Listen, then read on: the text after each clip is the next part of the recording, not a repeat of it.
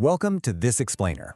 Look, we all know artificial intelligence is totally revolutionizing how we work, right? It's writing our code, drafting legal briefs, even diagnosing patients.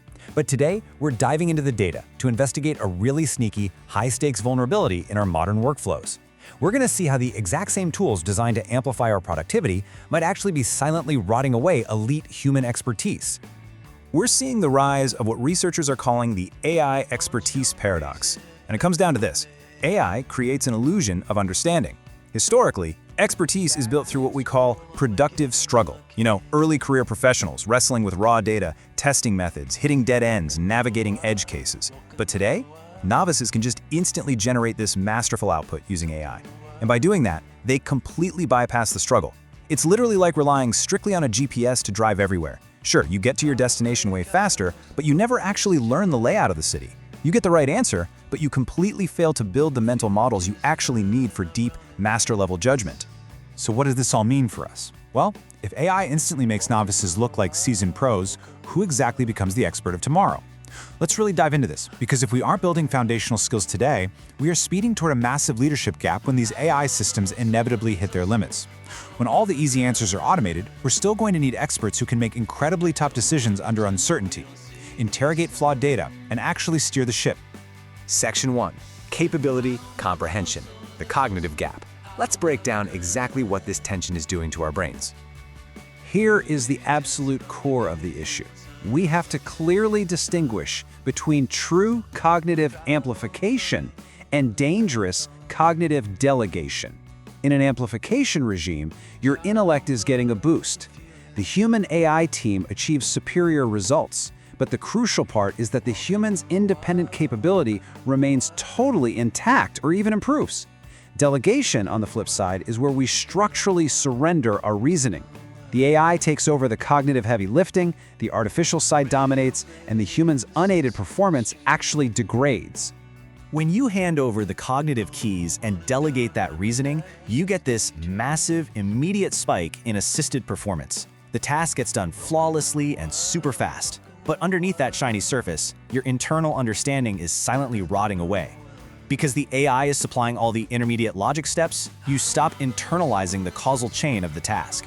You lose the ability to verify why a solution actually works, or to reconstruct that logic from scratch if the system suddenly goes offline. And eventually, this cognitive drift leads to something called empty oversight. This is an incredibly dangerous state. It's when a human is just procedurally sitting in the loop, constantly clicking approve on a dashboard, but is completely incapable of diagnosing a subtle failure. When an anomaly pops up, like a weird edge case, that superficial plausibility just breaks down, and the operator is totally unequipped to jump in and fix it. Section 2. The Augmentation Trap. Productivity versus skill.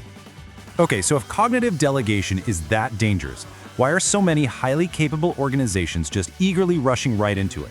Well, they're falling into what's known as the augmentation trap. Actually, it's more like a productivity mirage. It's a situation where those front-loaded productivity gains are just so incredibly tempting that they trick decision makers into policies that sacrifice long-term capability. The system looks super efficient today, but it completely hides the progressive, long-term de-skilling happening right under the surface. What's really fascinating here is that shaded red area you're seeing. It visually proves this trap in action. This demonstrates how AI mandates, especially the ones driven by impatient management pushing for immediate output, can severely backfire. As the manager's discount rate, meaning their impatience for quick results, increases, we plunge straight into that red zone. That is the augmentation trap. It's where worker welfare and independent skill levels permanently plunge below the baseline where they started before they even had AI. Think of it like cognitive muscle atrophy. By totally relying on the AI, you skip the hard, active learning process. And hey, this doesn't just impact the junior employees. The research documents this wild phenomenon called intuition rust in seasoned veterans too. We're talking cancer specialists, senior programmers, you name it. Skipping the hard work means even these top-tier experts will slowly lose their ability to catch subtle errors they used to spot in their sleep. Over time, we risk this permanent skills stratification, where a tiny fraction of the workforce manages the AI, and everybody else just completely de-skills. Section 3. Cognitive drift, measuring skill erosion. To prevent this systemic decay, we need concrete metrics to audit our workflows before a catastrophic edge case failure forces our hand. So researchers developed the Human Cognitive Drift Rate, or HCDR. It tracks exactly how much autonomous human capability is changing over time. And it's pretty simple to measure. You just intentionally introduce periodic AI off evaluation windows. Basically, you take the AI away for a minute and test if the human can still do the task entirely on their own. And this feeds directly into a larger diagnostic framework. By monitoring our reliance on AI, we can categorize our daily operations. When dependency is low, humans dominate. In the middle, you've got a nice balanced collaboration. But when that dependency ratio climbs above 0.8, as you can see at the bottom there, we enter an AI-dominated regime. This is exactly where we can spot the risk of dangerous cognitive delegation before it's too late. Here's the absolute kicker though. If your HCDR drops below 0, your human expertise is actively decaying. A negative drift rate is the ultimate red flag. It proves without a doubt that your high daily productivity is just masking a rotting cognitive foundation. If you are operating with an HCDR below 0, you are squarely stuck in the augmentation trap. Section 4. Cognitive integrity, the safety threshold.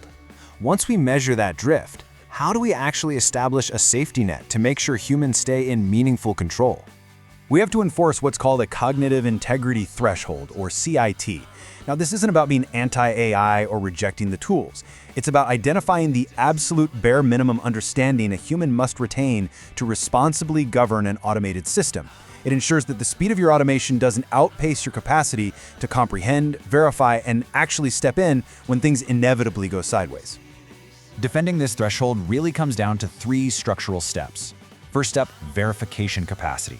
You have to treat all AI outputs not as final answers, but as hypotheses that you actively try to falsify. Second, reconstruction capacity. You need to regularly practice rebuilding the reasoning chain entirely from scratch with zero AI help under time pressure. And third, institutional scaffolds.